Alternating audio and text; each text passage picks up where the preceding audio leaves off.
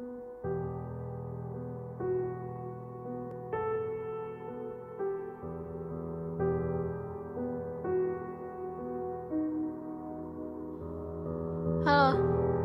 balik lagi sama gua Farah di Do You Believe It or Not. Ya, kali ini kita dapat kiriman cerita lagi dari Derry. Dan gua akan langsung bacain aja ya. Cerita ini dialami sama gua Derry, yang saat itu duduk di kelas 2 SMP di sekolah negeri yang berada di Bojonggede. Waktu itu sekolah gue lagi ngadain kegiatan pramuka persami di kaki Gunung Salak yang berdaerah di Bogor. Waktu itu kegiatan persami diadain untuk kelas 1 SMP sampai kelas 3 SMP yang ngikutin pramuka. Dan termasuk gue juga yang ngikutin kegiatan pramuka itu. Pagi-pagi, semua kelas yang ikut persami di briefing terlebih dahulu. Dan siangnya bersiap buat berangkat ke Gunung Salak. Dan kita berangkat pakai truk-truk tentara gitu atau polisi, kalau nggak salah seingat gue ya. Semuanya berangkat aman-aman aja, nggak ada yang ketinggalan atau nggak ada kejadian yang tidak diinginkan juga. Waktu itu karena gue masih ngantuk, gue memutuskan buat tidur di perjalanan biar seger juga nyampe di sananya. Sampai di kaki Gunung Salak itu sore menjelang malam, karena di perjalanan juga kita sempat berhenti di pom bensin buat istirahat sejenak, dan ada juga yang untuk buang air kecil atau ada juga yang buat beli tambahan makanan buat nanti di sana. Sampailah gue dan semua teman gue di kaki Gunung Salak, tepatnya kayak di hutan gitu.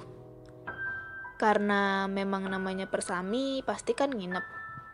Jadi kakak-kakak pembinanya pun udah nyiapin tenda buat tempat istirahat. Waktu itu sekitar abis maghrib, kita semua di briefing dan dibagi kelompok untuk bikin tenda dan sebagian lagi nyari kayu buat bikin acara api unggun. Karena gue juga udah capek banget di perjalanan, gue memutuskan buat gak ikut acara api unggun dan istirahat di dalam tenda. Waktu itu gue kebangun sekitar jam 9-an pas acara api unggun udah selesai, dan semuanya disuruh untuk tidur di dalam masing-masing tenda yang udah disiapin. Karena gue gak ikut, ya gue tetap stay di dalam tenda dari awal acara api unggun sampai selesai. Dan gue pilih buat lanjutin tidur lagi habis itu.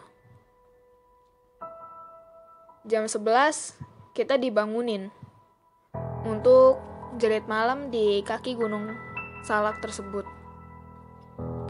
Ya karena acara ini diwajibin semuanya ikut, ya gue gak bisa nolak. Karena pasti kalau yang gak ikut itu pasti ketahuan juga. Jadi mau gak mau gue harus ikut. Jam 11:30 malam kita di briefing untuk jerit malam dan dibagi regu yang isinya 6-8 orang. Dan satu regu itu dicampur dari kelas 1 SMP dan kelas 3 SMP. Dan satu regu itu dikasih masing-masing selembaran kertas yang isinya misi dan aturannya itu jerit malam. Waktu itu treknya lumayan jauh, yang jaraknya 2,2 km, yang mungkin gue rasa jalannya dibikin muter. Dan kita cuma dibekalin sama senter, minum, dan si petunjuk yang tadi. Waktu itu kita dikasih jarak jalan regu pertama Dan 30 menit kemudian, regu kedua baru jalan. Karena kita ada yang jerit malam di tempat yang kita tahu itu angker, jadi regu gue pun memutuskan buat jangan ada yang aneh-aneh dan melakukan hal yang tidak diinginkan, apalagi kitanya jauh-jauhan. Waktu itu, regu gue alhamdulillahnya selamat dan gak ada yang hilang satupun. Sampai akhirnya ada kejadian di mana regu yang lain kehilangan satu orang perempuan yang namanya Bunga, yaitu teman sekelas gue sendiri. Tanpa berpikir panjang, kita semua disuruh buat nyari Bunga yang hilang saat jerit malam. Waktu itu, Bunga hilang di saat tim dia lagi nyari petunjuk. Termasuk dia juga yang lagi nyari petunjuk dari misi jerit malam. Kita semua nyari Bunga. Dan gua ngajak 4 teman sekelas gua buat nyari Bunga. Tapi kejadian gak enak muncul. Di saat gua udah lumayan jauh dari tempat titik kumpul, gua dan teman gua ditampakin sosok berbaju putih berdiri di belakang pohon sambil ngeliatin ke arah kita. Karena tim gue penasaran, kita semua deketin sosok itu karena kita kira itu adalah Bunga. Di saat dideketin, tiba-tiba aja sosok yang kita deketin itu adalah sosok pocong. Tanpa pikir panjang, kita semua lari kencang dan menjauh karena takut. Sampai akhirnya tim gue sadar kita lewat jalan yang bukan seharusnya dilewatin. Akhirnya tim gue kesasar dan kita coba buat teriak dan berusaha biar gak panik.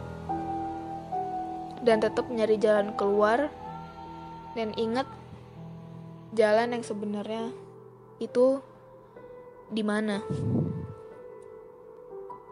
Pas tim gue lagi jalan dan nyari jalan yang mengarah ke titik kumpul, tim gue ditampakin lagi sosok kuntilanak yang lagi duduk di atas pohon dan sambil ketawa.